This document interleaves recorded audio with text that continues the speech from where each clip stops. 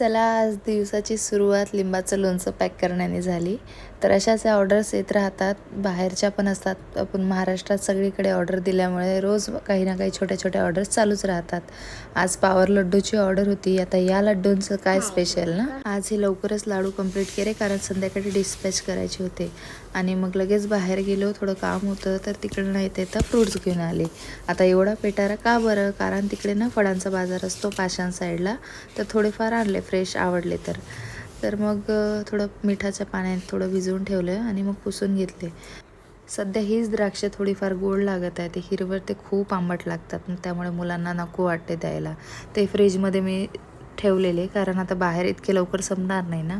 आणि ही बघा मस्त संत्री, नागपुरी संत्री मला आवडतात, क्योंकि वो अपने विदर्भ का माल है ना, अच्छा ही लगेगा. आणि थोडे चिकू घेतले, ॲपल, डाळिंब आणि पेरू, असे प्रत्येकाला वेगवेगळं काहीतरी आवडतं म्हणून मी सगळेच थोडे थोडे घेतलेलं आहे. तर चिकूंची गोष्ट सांगते, मागच्या वेळेस इथे काहीतरी ऑफर होती आपल्या जवळपास, 2 किलो घ्या एवढ्यात तेवढ्यात, असं मी हावराटासारखे 2 किलो चिकू आणले. 4 दिवस झाले, 5 दिवस झाले असंच पॅक करून ठेवलेले होते बरं का, पिकेच ना. आणि थोडे नंतर थोडेसे नरम वाटले तर खायला घेतले, तर ते इतके आंबट लागत होते, मला काही कळेच ना. वरून तर एकदम छान दिसत होते, मोठे मोठे होते चिकू, आणि आंबट आंबट का लागत आहे. मी पूर्ण चिकू फेकून दिले.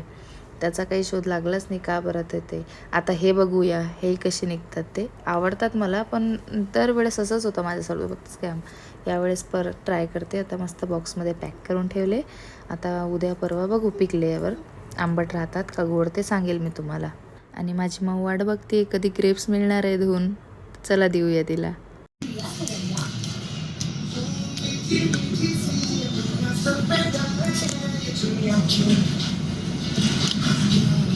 कसं आहे, गोड आहे का आंबट आहे? गोड आहे का? गोड आहे, छान आहे, म्हण ना मग छान आहे. अजून देऊ?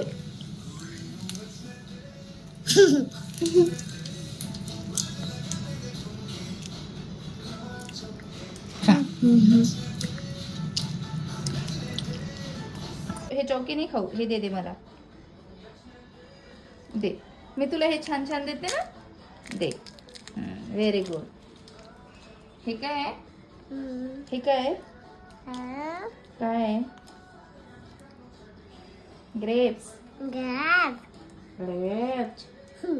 तू म्हण परत. ग्रेप्स. आता हे खायचं हा. चोचूनी खाणार ना? चोचूनी खाणार ना? खाणार नाही. नाही. फ्रूट्स खाणार. फ्रूट्स खाणार. काय खाणार आनंदिता? फ्रूट्स. चोचूनी खाणार ना? नाही खाणार ना? बरं ठीक, हे पण खा.